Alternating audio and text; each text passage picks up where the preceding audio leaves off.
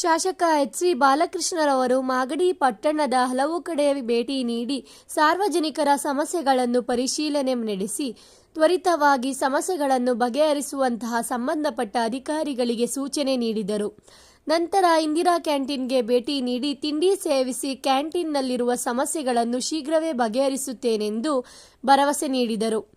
ಸಮಸ್ಯೆ ಇದೆ, ಯಾವ ರೀತಿ ಇದನ್ನು ಬಗೆಹರಿಸಬೇಕು ಅಂತ ತೀರ್ಮಾನ ಮಾಡಿದ್ದೀವಿ. ಈಗ ಡೆಂಗು ಜಾಸ್ತಿ ಇರೋದ್ರಿಂದ ಈಗ ಸರ್ಕಾರಿ ಜಾಗಗಳಲ್ಲಿ ಬೆಳೆದಿರ್ತಕ್ಕಂಥ ಗಿಡಗಂಟೆಗಳನ್ನ ಎಸ್ಟಿಮೇಟ್ ಮಾಡಿ ನಾವು ಟೆಂಡರ್ ಕರೆದಿ ತಗೋಬೇಕು ಅಂತ ಮಾಡಿದ್ದೀವಿ.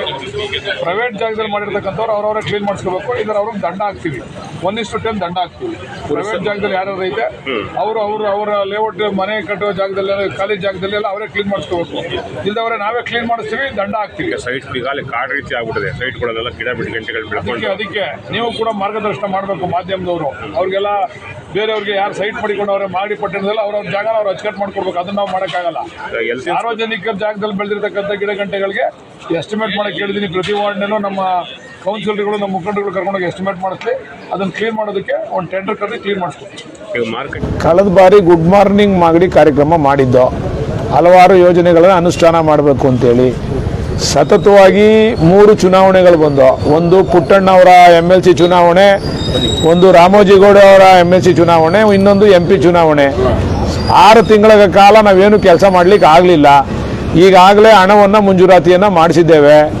ಇನ್ನು ಆಗಸ್ಟ್ ತಿಂಗಳಿನಲ್ಲಿ DCM ಅವ್ರನ್ನ ಕರ್ಕೊಂಬಂದು ಬಹುಶಃ ಮಾರ್ಕೆಟ್ ಇರ್ಬೋದು, ನಿಮ್ಮ ರಸ್ತೆಗಳಿರ್ಬೋದು, ನಮ್ಮ ಕೆಂಪೇಗೌಡ ಕೋಟೆ ಇರ್ಬೋದು, ಇವೆಲ್ಲವನ್ನು ಕೂಡ ಪೂಜೆ ಮಾಡಲಿಕ್ಕೆ ರೆಡಿ ಮಾಡ್ಕೊಂಡಿದ್ದೀವಿ. ದುಡ್ಡು ಹಣ ಬಿಡುಗಡೆ ಮಾಡಿಸಿದ್ದೀವಿ.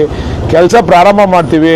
ಚುನಾವಣೆ ಇದ್ದಿದ್ದರಿಂದ, MP ಚುನಾವಣೆ ಇದ್ದಿದ್ದರಿಂದ, ಬೇರೆ ಬೇರೆ ಚುನಾವಣೆಗಳಿದ್ದರಿಂದ ನಾವು ಕೆಲಸ ಮಾಡಲಿಕ್ಕೆ ಪ್ರಾರಂಭ ಮಾಡಲಿಕ್ಕೆ ಆಗಿಲ್ಲ. ಇನ್ನೊಂದು ವರ್ಷ ಅಥವಾ 2 ವರ್ಷ ಅವಕಾಶ ಮಾಡಿಕೊಡಿ. ನೋಡಿ, ಮಾಗಡಿ ಚಿತ್ರಣ ಬದಲಾವಣೆ ಆದರೆ ಓಟ್ ಹಾಕಿ, ಇಲ್ಲದ್ರೆ ನಮಗೆ ಓಟ್ ಹಾಕಬೇಡಿ. ಆದರೆ ಓಟ್ ಹಾಕೋದು ಮರಿಬೇಡಿ. ಮಾಗಡಿ ಟೌನ್ ಜನ ನಾವು ಕೆಲಸ ಮಾಡ್ತೀವಿ, ಕೆಲಸ ಮಾಡದಿರೋರಿಗೆ ಓಟ್ ಹಾಕಕ್ಕೆ ಹೋಗ್ತಾರೆ ನಮ್ಮ ಜನ. ಕೆಲಸ ಮಾಡೋರು ಓಟ್ ಹಾಕಿ ಅಂತ ಮನವಿ ಮಾಡ್ತೀವಿ.